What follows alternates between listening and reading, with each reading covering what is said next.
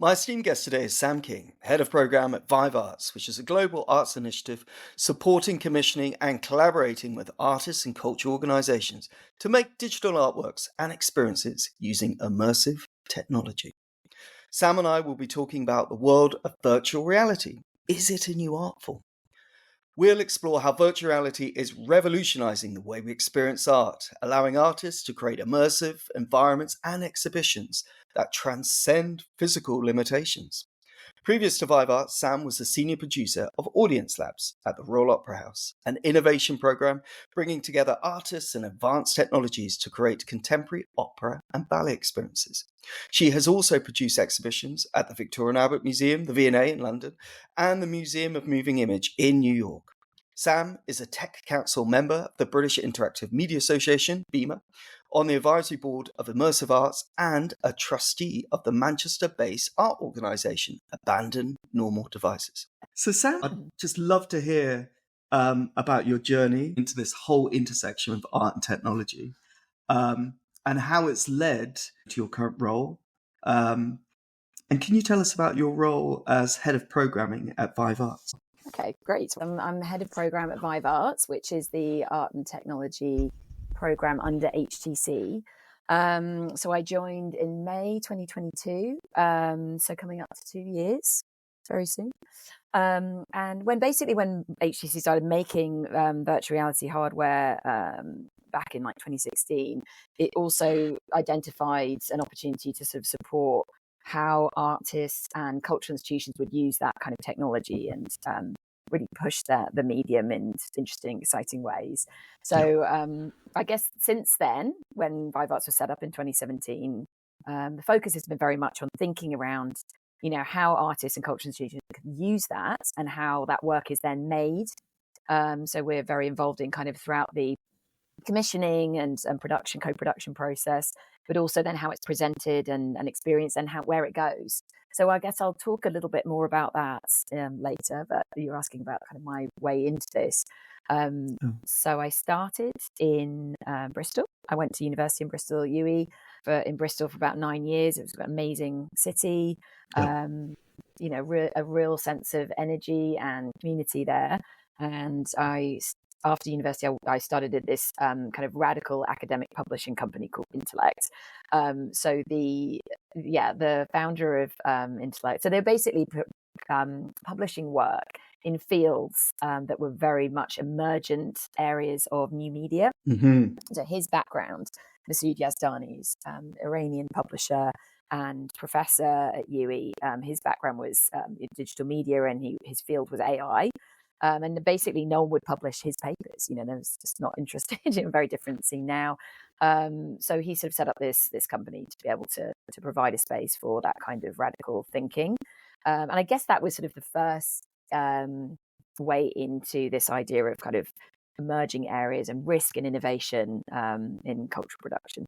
So then alongside that, I co-founded and ran a festival, sort of film and arts, and then sort of more kind of immersive theatre called Compass. And that was running kind of cross venues from Bristol for about 4 years. And the company then has evolved to, and it still exists, and it's very much looking at kind of expanded cinema events and programs and different kind of community performances as well.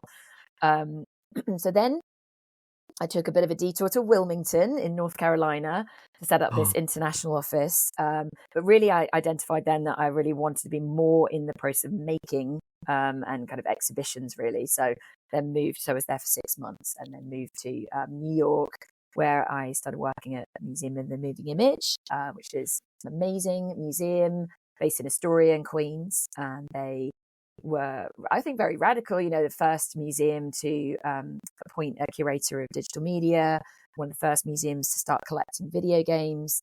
And I was producing shows there with the curatorial team, and a lot of shows that really presented work that was either made in digital medium, so like video games, or artworks that were made using digital tools. So I did a number of projects, for example Jodie the net artist. We did a project on like independent video games, music videos, another number of video games, actually, video game shows. And then, so then I was there for 4 years, came back to London, moved to London and started at the V&A. So there I was working in a very different kind of space, institution, obviously much, much larger. The exhibitions and loans department alone was 40 people at that stage. And that was in I'm trying to remember now, 2014. Is that right? Yes, I think it is 2014. Yeah. And really working at a very high standard and really understanding the process of making exhibitions at scale, and with big teams of exhibition designers and curators and conservators, and often working on the contemporary shows. So I produced with the curator Marie Falston and Christian Volsing the video games exhibition, which was presented in 2018, and we started working on kind of Alice in Wonderland and Cars. And then I left there to work on an innovation program at the Royal Opera House. So I was the sort of exec producer with the artistic director Annette Mays. We were really looking at thinking around how to pair opera and ballet with new emergent forms of technology, primarily immersive technology, and thinking about what that meant to bring these really old mediums and have a completely different production process, and what that meant in terms of who was involved, where it could be presented, and there's real space for kind of experimentation and R&D. And then that led to me joining VIVE Arts. Brings us up to date, I think. Wow, what a whirlwind tour. That's absolutely incredible. Thank you.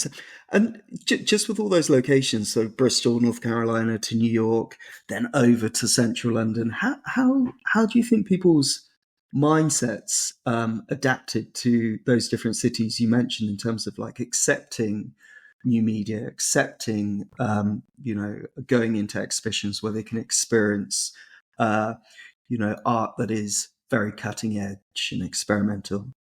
Well, I think they're very different contexts. Of course, like, New York and London and Bristol, have a really thriving scene. I mean, Bristol is really, leading the way in many ways. We've got this amazing venue called the Watershed, which actually we did host campus there once, and it has the PMS studio, the Pervasive Media Studio, which is a real incubator for kind of creative technology. And of course, it's the lead hub for the new Immersive Arts artist development program.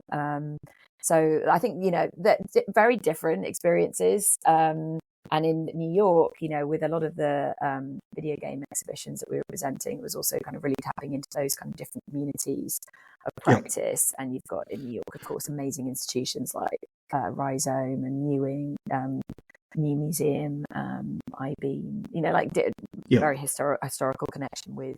And then in the V&A, I think the interesting thing with that, and I could talk about this a lot more, is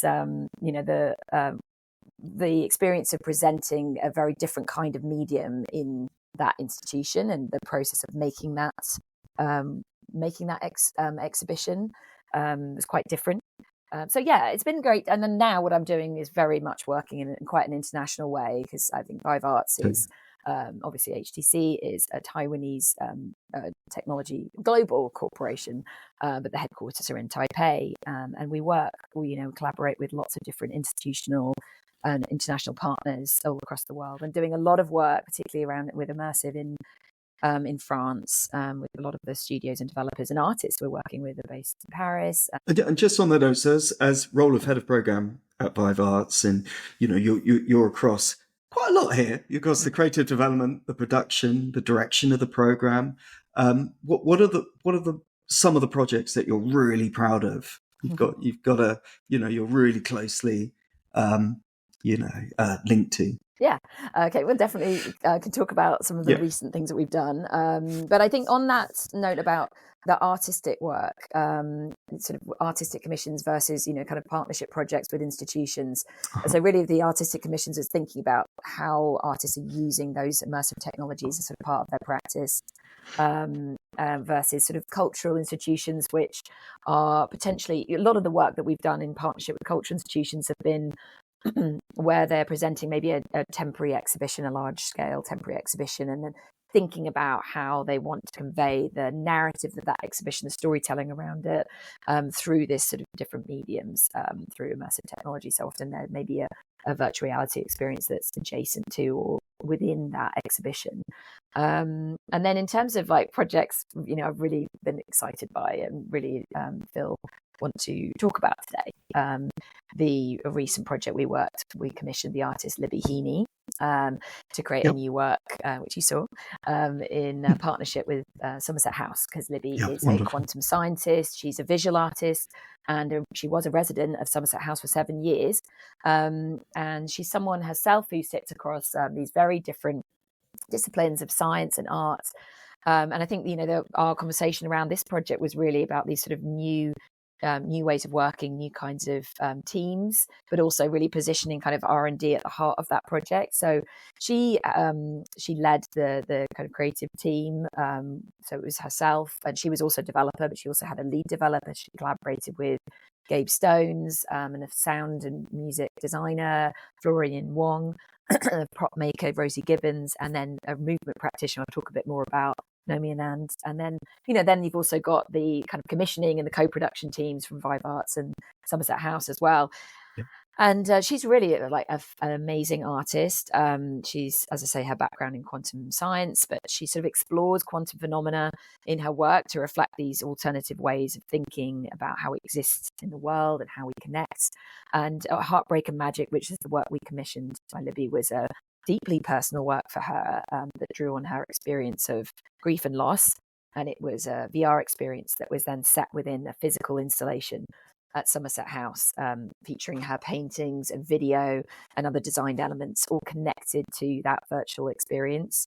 And as I mentioned, the R&D was a really kind of crucial element of the project. So we didn't know at the outset what she was going to make, but we sort of spoke together about this sort of multi-layered quality of virtual reality and that experience of being in two worlds at the same time. And she developed the work through this really iterative experimental process involving physical and digital forms of creativity, from movement practice and writing and drawing and painting, to then going into kind of more technical process, kind of quantum computing, creating this bespoke quantum computing code and game engine prototyping. And there's a great documentary that Somerset House created on her process and her creative practice. And actually the work is, so we presented it at Somerset House in February in Gallery 31, which is the gallery that's sort of associated with the artists and in residence at Somerset House. And it's also on view at her solo show at Heck in Basel. And then we're kind of also exploring how we want to think about touring that work as a sort of expanded exhibition in the future too. So yeah, I think that's a great project. And Sam, with the work was so personal and incredibly deep, and it's one of those works with, you can feel, you can hear, and the emotions attached to that, and the role of technology was, incredibly well integrated and woven into the work. Did you what were your thoughts in terms of the public that are experiencing this and immersing themselves in Libby's work for Somerset House? Well, I think she really devised the whole audience journey, very much thinking about how to bring audiences into that space, in a very deliberate and careful and beautiful way. So, the idea is the audience member comes in, they're experiencing these monumental scrolls, these paintings that she created, which have this sort of palimpsest quality of the kind of integrated these different stories and themes from making the work. So the kind of creative process, personal histories and stories, and her reflections on, working with the developer and working the game engine and the painting itself. And then, so you kind of are able to look at those, and then you kind of sit down on these soft furniture, which has this pattern that kind of reflects the visual aesthetic of the VR experience. And then she embedded these videos in the ceiling and in the floor with excerpts from the VR. So kind of introducing people into that space, that different reality, but then also really getting people to think in a very spatial way before they even go into VR.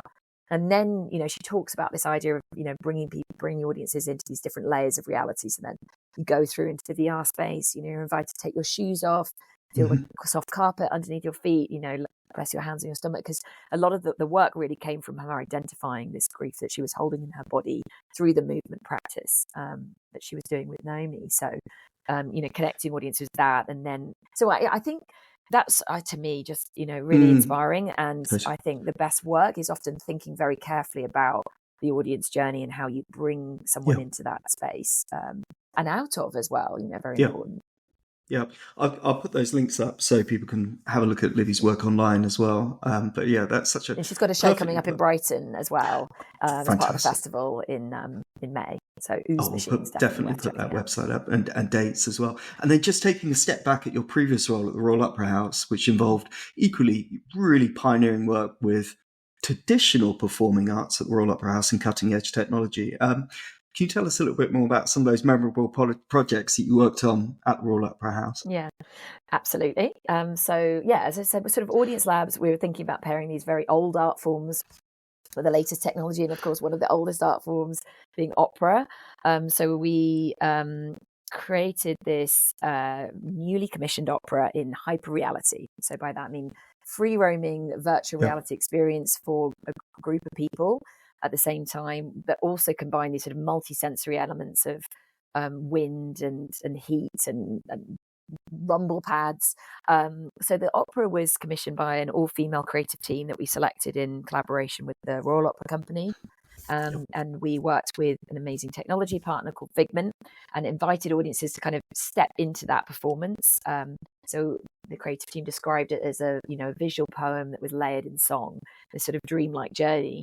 And it was inspired by the liberation of Ariel at the end of the Shakespeare's Tempest. So the work was called Current Rising. And 4 people kind of went on this journey through 6 phases of the night. So the idea is you're exploring this imaginary dreamscape, traveling from twilight to dawn, and these themes of isolation and connection. I would say that we made the work during the pandemic, so it felt like very much a story of its time. And it was sort of funded via this big industrial strategy challenge, a fund called Audiences of the Future, which was really kind of looking to innovate around performance and immersive technologies. And there were a number of major projects, including a big consortium led by the RSC with different partners called Dream. And but the work itself, it was, as I say, a sort of shared emotional experience that could, the idea would kind of move audiences in the same way that the stage shows do. And again, thinking about that audience journey, we were really deliberate about that.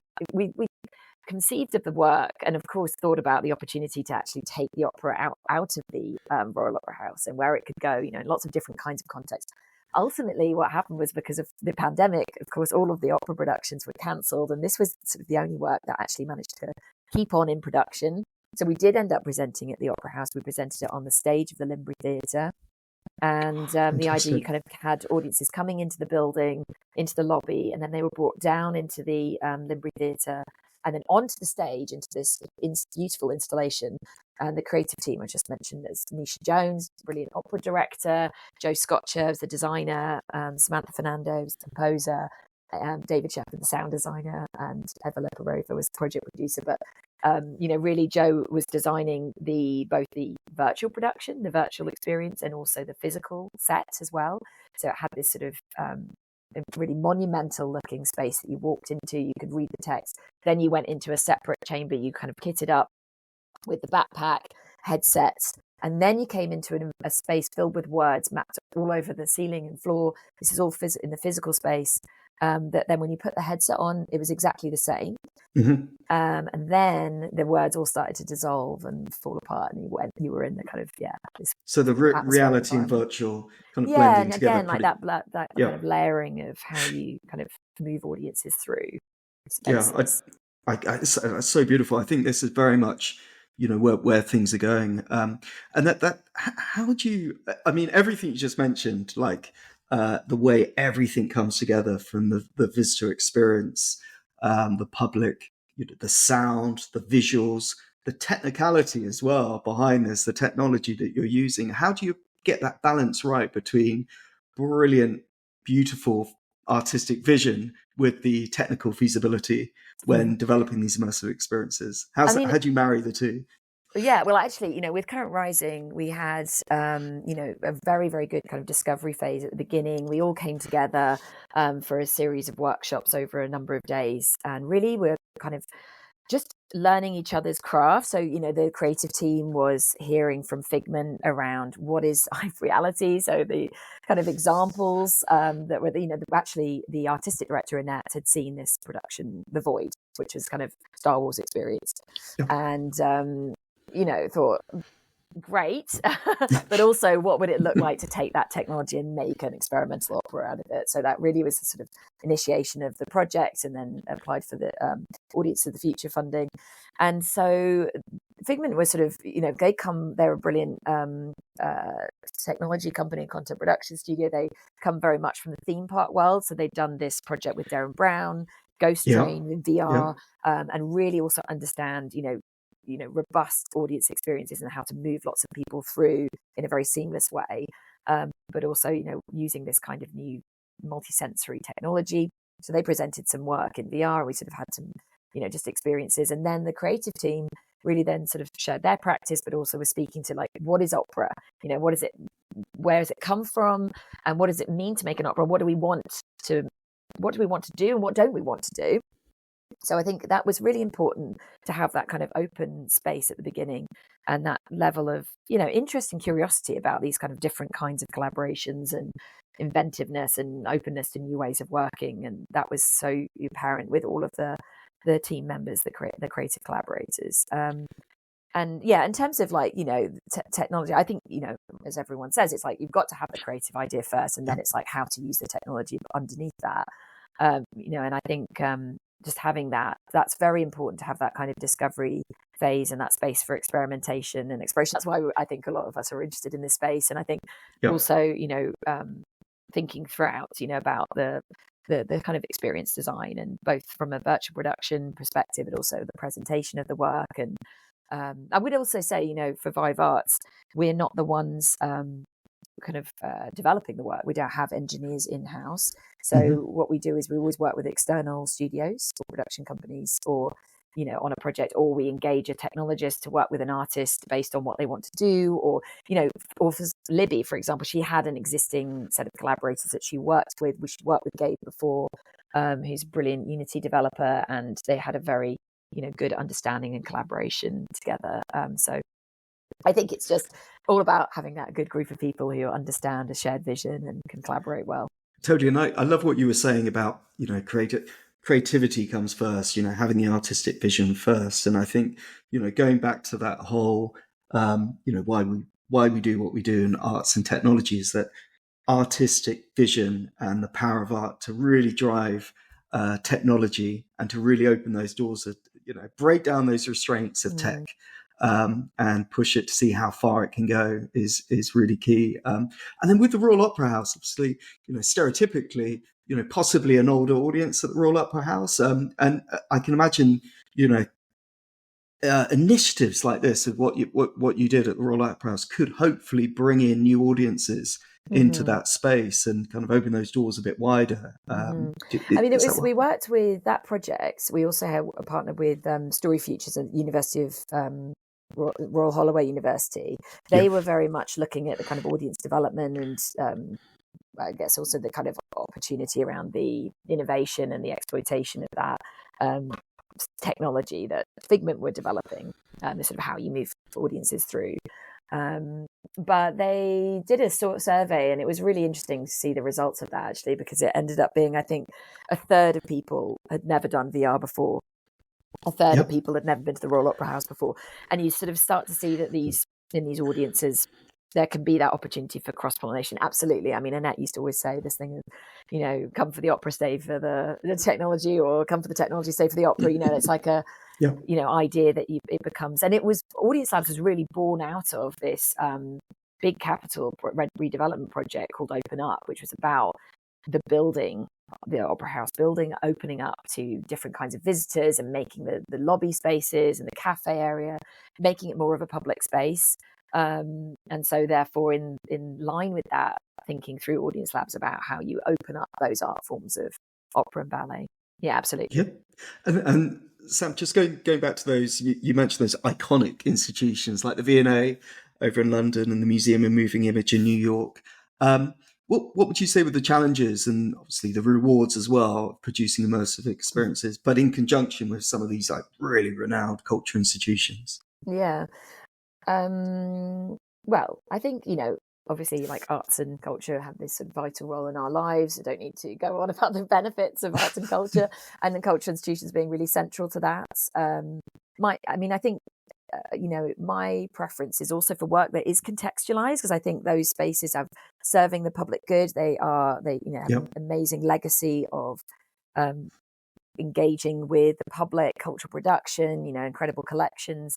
And therefore, when you're creating work that then is positioned in that space, sort of what that means in terms of the connections that can be made and the sort of storytelling around it, the narrative around it, it's very different when it's contextualized. So I think I'm very interested in that quality of hybridity. Yep. But I would say that my experience is that there is a big challenge in terms of the kind of ability to present these new forms in sort of a particularly immersive technology. There's a lot of challenges there. And some of that is, for example, I think immersive production quite often doesn't align with those sort of planning cycles at institutions.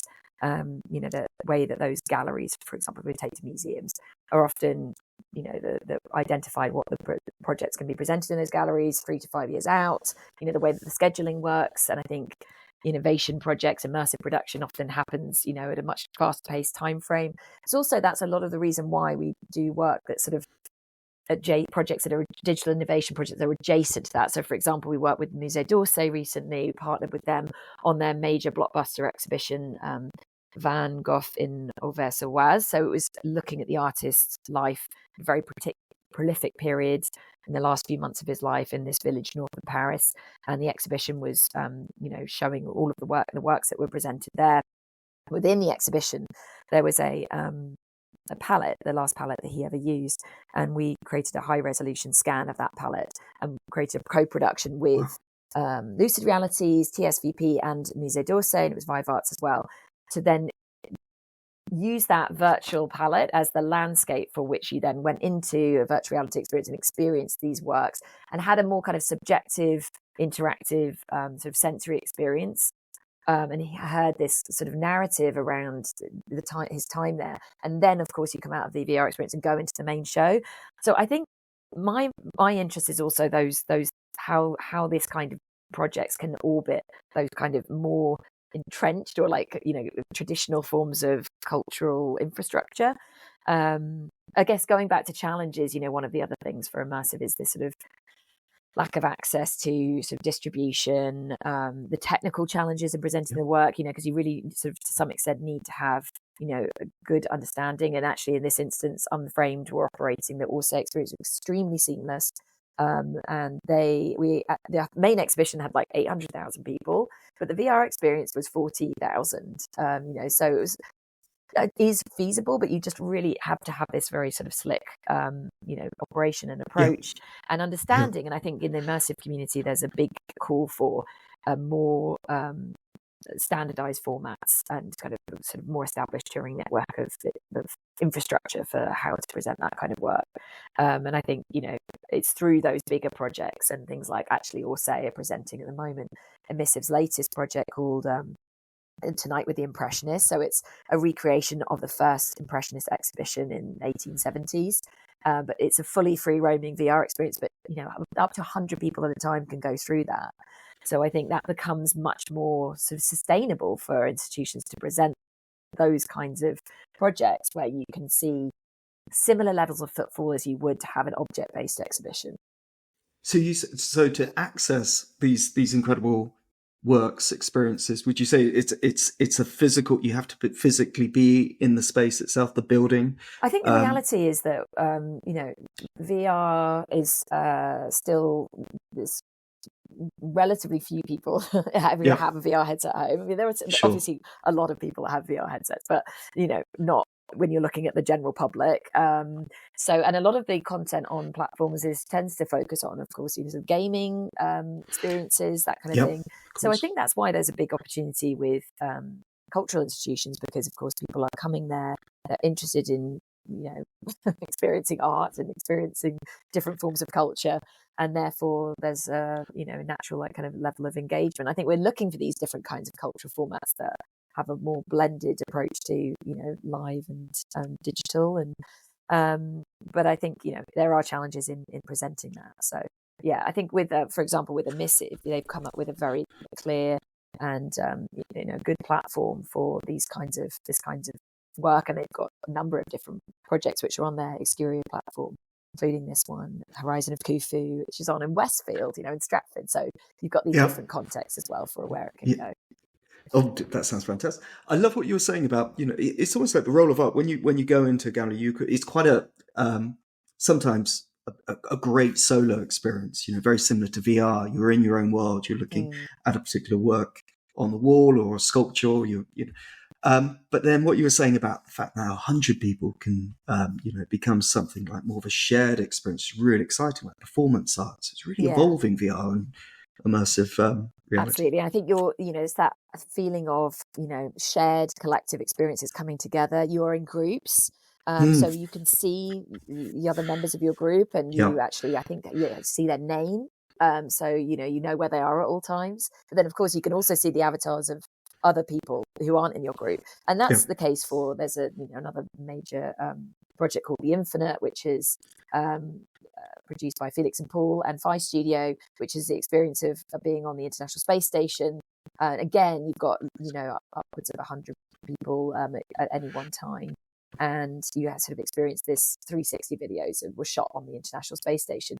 Again, when you're in the kind of virtual rendering of the space station, you can see other members of your group of different colour.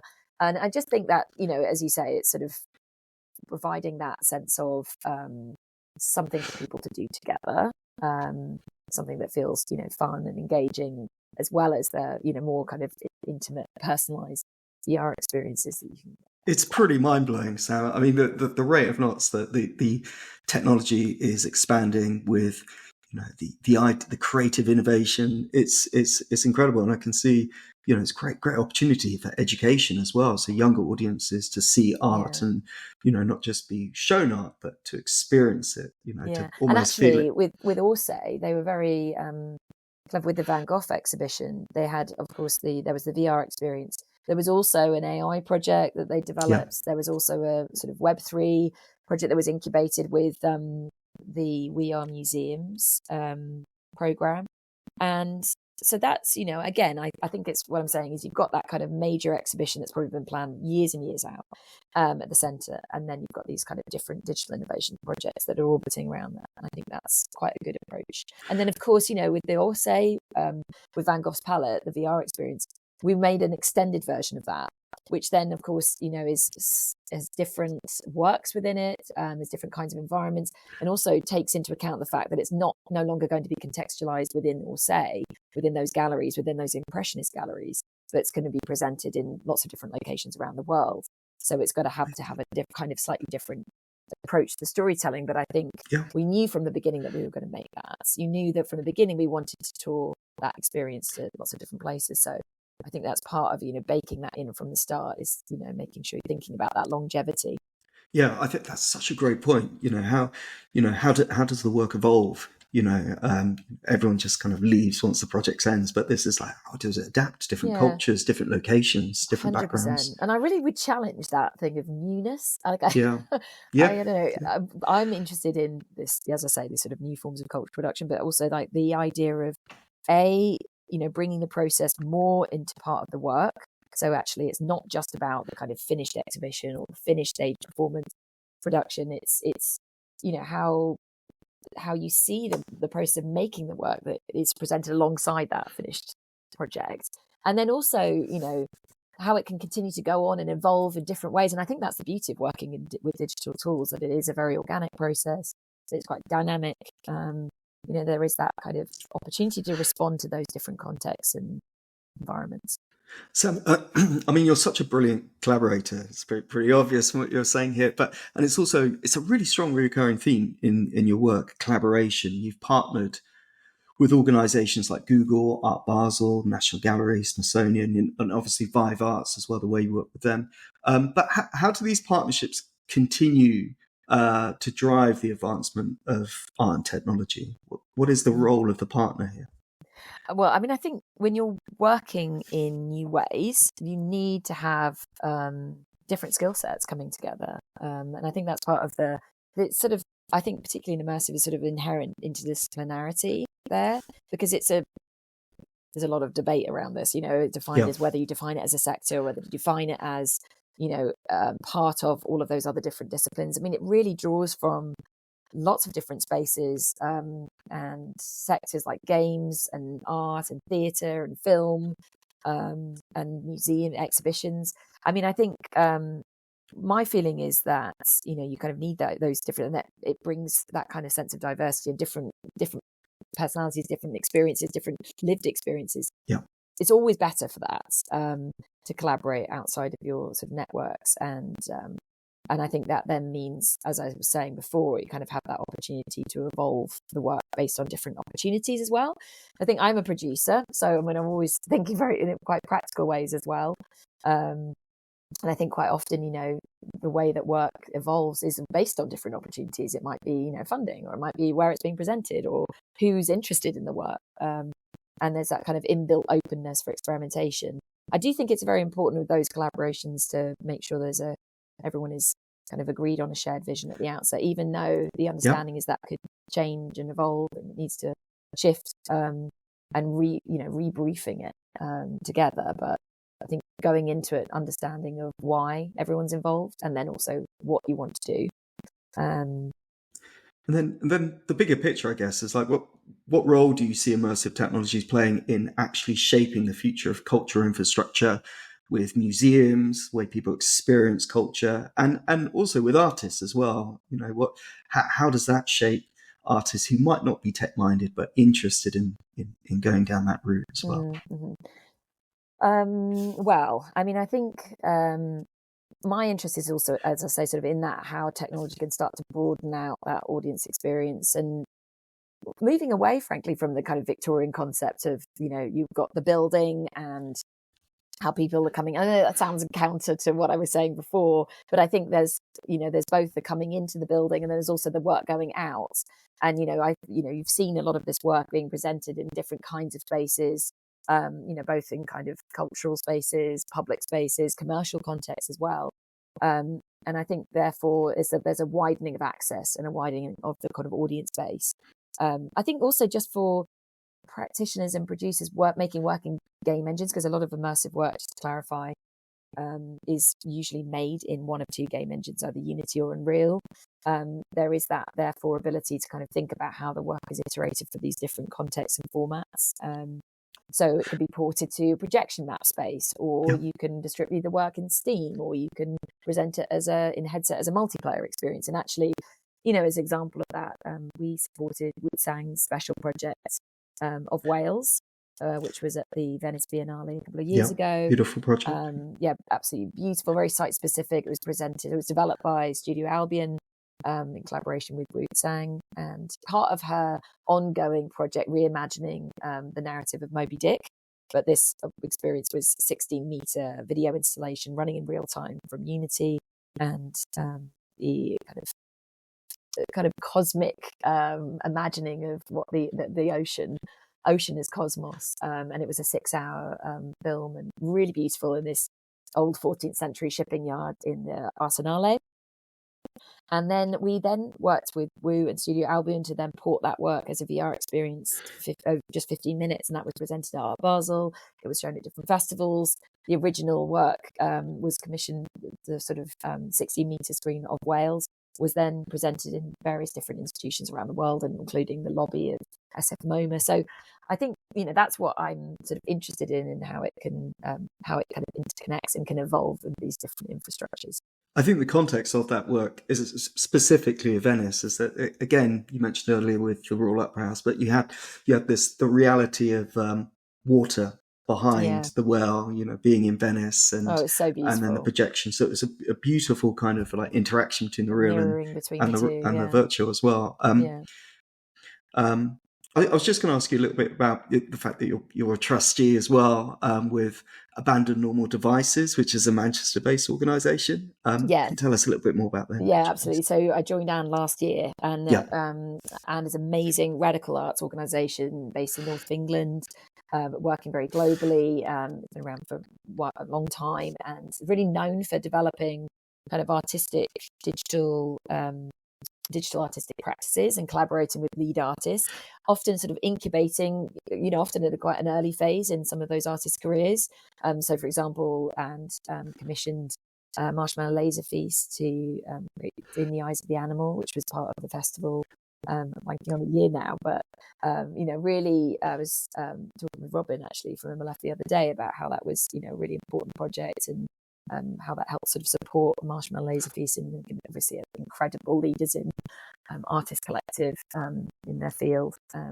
But anyway, and they're best known for producing this nomadic site-specific digital arts festival and commissioning this work that sort of sits across creativity, technology, and science. And we recruited a new leadership team in September, and very, very excited about their vision, incredible, and the kind of how they'll take And into the future. So there's, I think what's inherent with And is also this sort of really values risk-taking, experimentation, and ethics, and kind of thinking about challenging traditional formats. So I'm very excited to see what they're going to do. I'm just my last question for you. Just like looking ahead, what really excites you most about the potential of immersive collaborations? The creative R&D and how you think it's going to be shaping the future of culture. It's a big one. It's a big one. It's a big one. There's so much to be excited about. I think going back to that aspect of like hybridity, I really am very interested in that sort of how that opportunity to mix these physical and virtual creativity, and having a greater, more nuanced set of tools to do that, and what that means in terms of audience interactivity as well. I think that's going to be really exciting. I've huge possibilities around performance and music and choreography, and I'm really keen to explore that through the VIVE Arts program, and this sort of opportunity convergence between these different platforms. But I think, as we were talking about before, those advances of technology, I think, mean that more people can engage together at the same time.